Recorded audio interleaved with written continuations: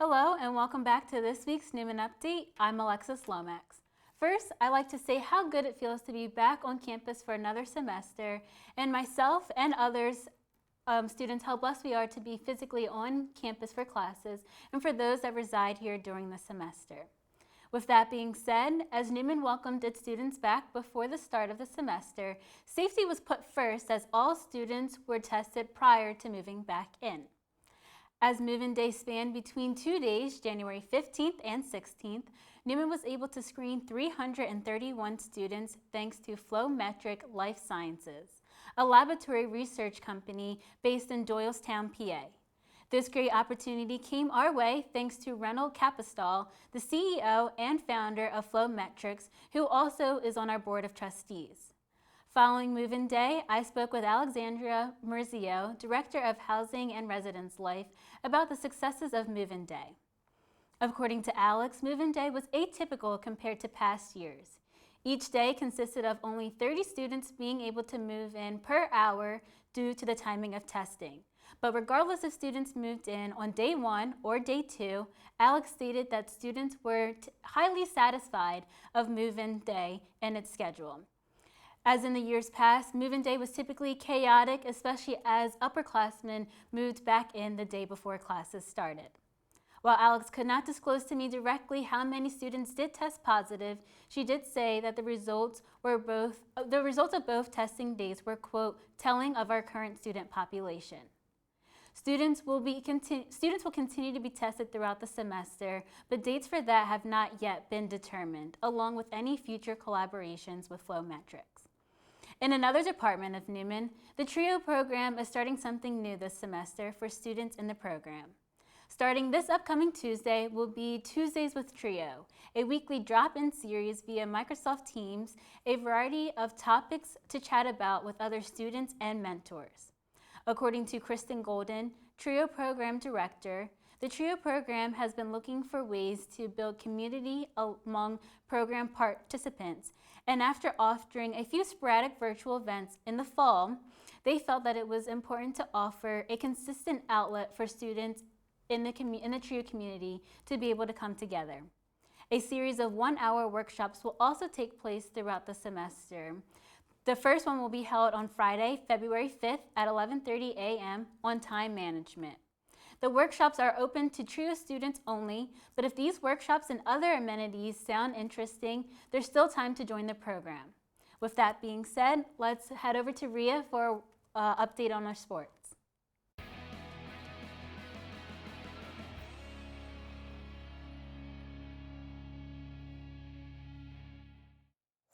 Neumann athletes of both fall and spring sports are hoping for some light to shine at the end of the tunnel when it comes to competition and return to play plans in 2021.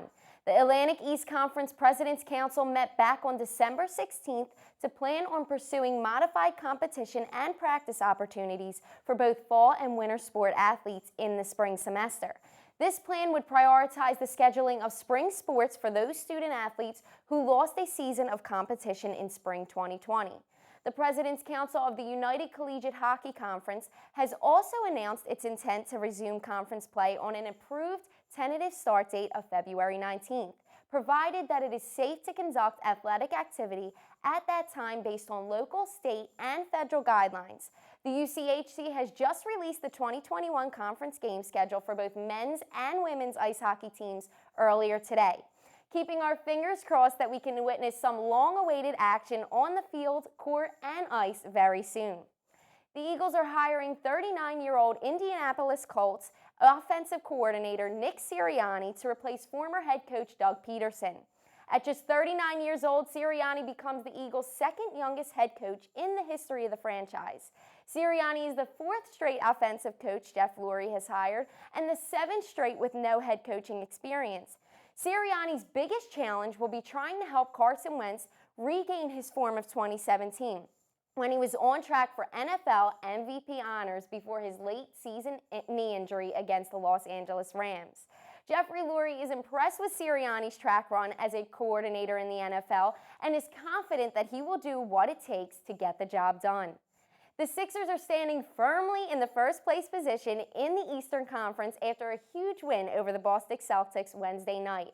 After being absent for the Sixers' latest road trip due to complications in his right knee, Joel Embiid came back stronger than ever, leading the team to an 8-point win, scoring 42 points on 19 field goal attempts, grabbing 10 rebounds and helping the team improve to 10-5 with another MVP-level performance.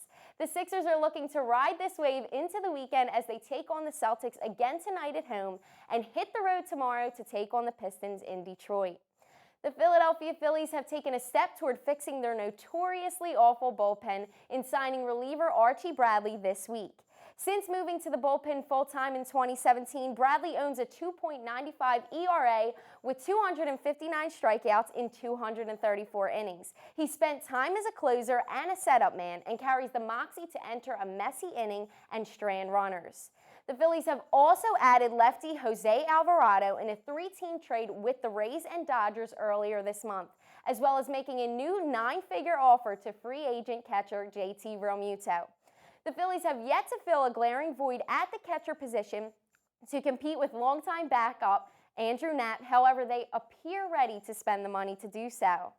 The Philadelphia Flyers relinquished a pair of third-period leads and allowed 4 goals in the final stanza en route to a 5-4 shootout loss Thursday night to the Bruins. The Flyers had only 5 defensemen, suffering the loss of Phil Myers, Morgan Frost, and Sean Couturier.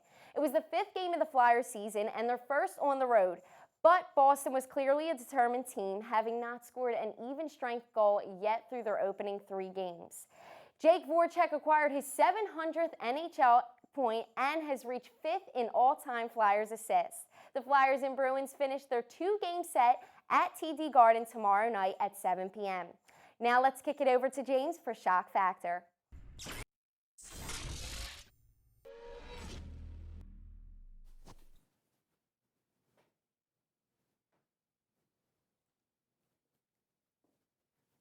Well, it's always frustrating to lose money. I remember losing $5 as a kid and had the feeling that I lost my best friend.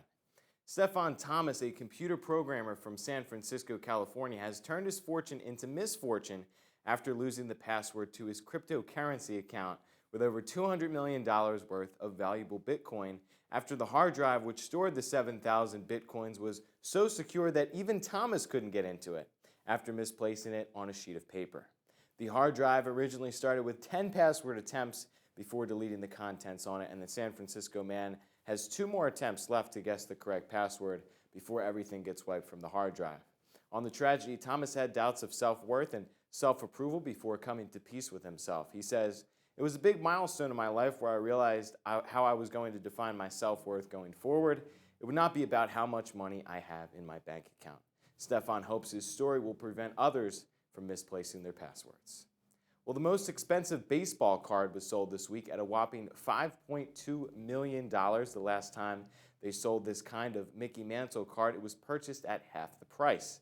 A vintage card company sold the mint condition 1952 Topps Mickey Mantle card to billionaire Boys Club actor and entrepreneur Rob Go.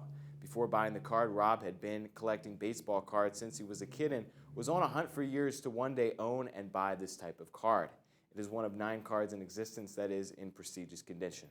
With experts calling the artifact the Mona Lisa of sports cards, the card is so coveted because of Mantle's lasting legacy on the sport, and since 1952 was the first year that they used actual photos of the players, it made the cards larger and even had statistics on the back. Well, just when we thought McDonald's specialty burgers couldn't get more outlandish with the hypebeast-loving Travis Scott burger, the company has outdone themselves once again with the latest addition to their menu. McDonald's in China is unraveling a new burger colliding with both sweet and salty flavors, featuring 2 pieces of Spam, Oreo cookies, and mayonnaise. A press release from the fast food factory described the burger as tender and juicy, full of meatiness, with a hint of sweet aftertaste. The feedback was unsurprisingly mixed. One user said, "I'm quite fond of this level of saltiness. If you disregard the price tag and its miniature size, I'd give it an 80 out of 100. That's pretty good." Others said it was sour and sweet and savory. I could taste the flavors of car sickness. While the burger has not made its way to North America just yet, you can make it at home with just a few simple ingredients. Well, Lexi, Rhea, I know what I'm doing this weekend. I'm testing this thing out, and I'll give you the scoop of what this burger really tastes like. What new product will Apple be launching next? Here's the story, only on Tech Talk.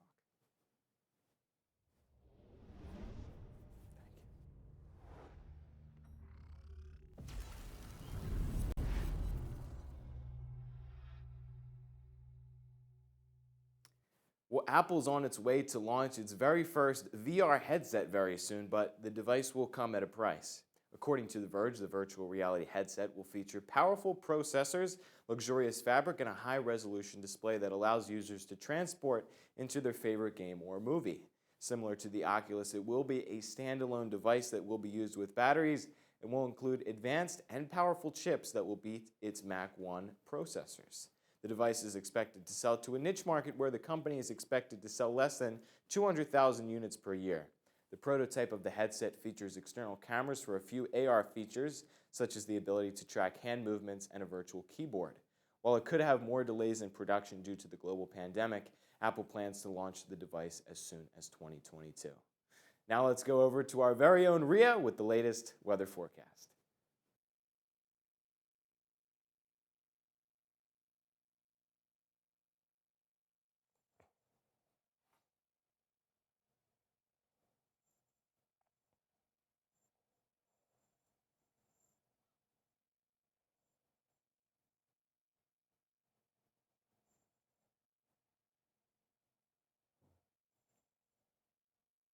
Get ready for a blustery cold weekend ahead as the frigid temperatures stick around tonight at 43 degrees. Tomorrow will get much colder, dropping all the way down to 34 with the sun peeking out occasionally.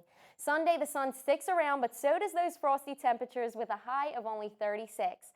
Monday brings a temperature of 38 with potential rain and snow showers later in the evening. Tuesday, that rain slush turns completely into snow for the morning commute, so be careful if you're heading out. The high will be 36, and Wednesday the sun comes back, but the temperature sticks at 38 degrees. Well, Lex, do you think you will be braving the cold this weekend? Unfortunately, I will. Saturday, tomorrow, I have navigator duties to do, so sounds like I'll need some gloves and a scarf. Looking ahead, next week's activity schedule has not yet been posted, but as a result of contacting Mrs. Ryder, Director of Student Engagement and Leadership and Assistant of Dean of Students, she reassured us that events will continue this semester, mostly through the virtual format. As the containment of the virus continues and monitoring students throughout the entire student body, the office is planning on hosting some hybrid events this semester. Attendance will be limited to 10 to 12 students, including staff members, and masks must be worn. We'll keep you posted throughout the semester on any further updates. That's all for this week's Neumann Update. I'm Alexis Lomax.